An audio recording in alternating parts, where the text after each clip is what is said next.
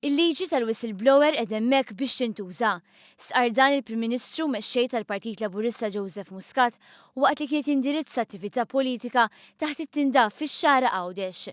F'appell imqanqal il-Prim Ministru ħeġġeġ biex kull min għandu x'informazzjoni dwar l-iskandlu ta' Għawdex li kien żvelat dan l-aħħar u ġrajiet oħra jersaq il-quddiem. U għalhekk qed inħeġġeġ b'responsabilità bħala Prim Ministru jekk hawn nies li jafu aktar fatti dwar dak illi ġie żvelat għandhom jersqu il-qoddim u jagħmlu iva użu minn din il-liġi tal-whistleblower jekk hemm bżonn.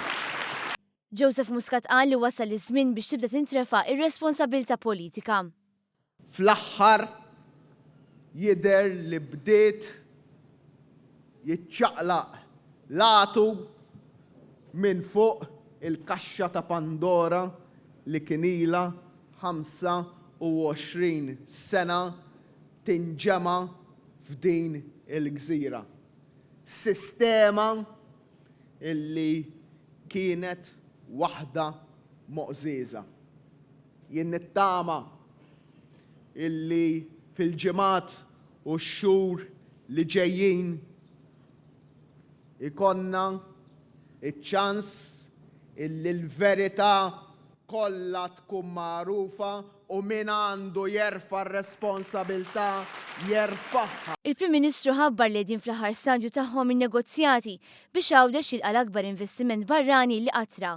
Investiment f'settur li għal bosta żmien kien taħt mażra u li issa se jinbidel f'mutur tal-ekonomija. F'Għawdex Joseph Muscat reġgħetenna li fil-11 April se jkun qed jivvota favur il-kaċċa fir-rebbija. Hawnhekk semma kif ftit ta' xurilu l-kaċċaturi kritikawh għax għalaq l-istaġun tal-kaċċa. Qal li huwa dan għax il-Gvern irid jagħti sinjal li Malta jista' jkollha gvern kapaċi li fejn jara l-abbużi jieħu azzjoni. Il-mexxej Laburista qal li Għawdex għandu potenzjal daqskemm għandha Malta u ħabbar li fi żmien li ġej ħajjibda jinġibed f'Għawdex film ieħor internazzjonali.